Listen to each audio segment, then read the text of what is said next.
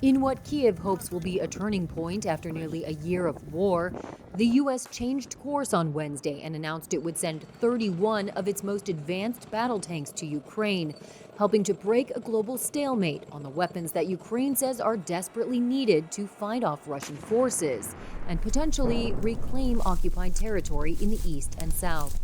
President Joe Biden made the announcement at the White House, joined by Secretary of State Antony Blinken and Defense Secretary Lloyd Austin.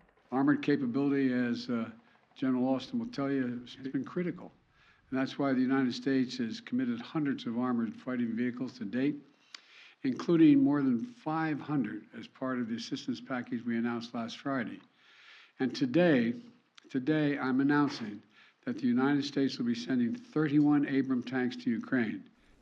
The announcement comes after Germany on Wednesday broke a taboo with a similar decision to send its Leopard 2 tanks. German Chancellor Olaf Scholz. Denn es ist wirklich Krieg in Europa. There really is a war going on in Europe, not far away from here, Berlin. It is happening in a large country, Ukraine. That's why we always have to make very clear with everything we do that we do what is necessary and possible to support Ukraine, but that at the same time we avoid an escalation between Russia and NATO. We will continue to always stick to that principle. The U.S. decision to deliver M1 Abrams tanks helped resolve a diplomatic logjam with Germany, which was hesitant to send the advanced weaponry amid deep reluctance given its Nazi past.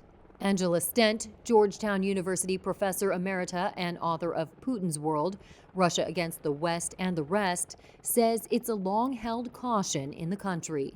You do have a number of German officials and experts, commentators saying we can't have German tanks, on the border with Russia again. This evokes terrible memories of World War II. But the counter argument to this is, because you hear a lot about Russia, is if you look at how Nazi Germany invaded the Soviet Union, it invaded it through Ukraine and Belarus. So Germany also has a historic responsibility towards Ukrainians for what happened in World War II.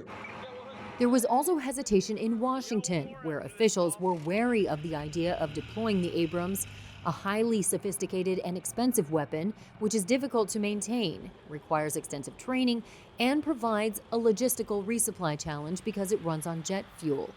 But U.S. officials eventually consented once they determined it was necessary in order to persuade Germany to send its more easily operated Leopard 2 tanks, the workhorse of NATO armies across Europe.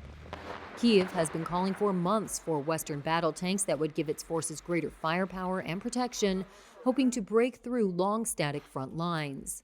Russia has condemned Berlin's decision to provide Leopard 2 tanks as a dangerous provocation.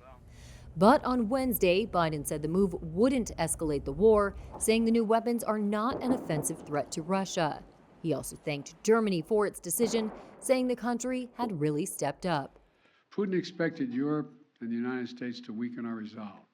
He expected our support for Ukraine to crumble with time. He was wrong.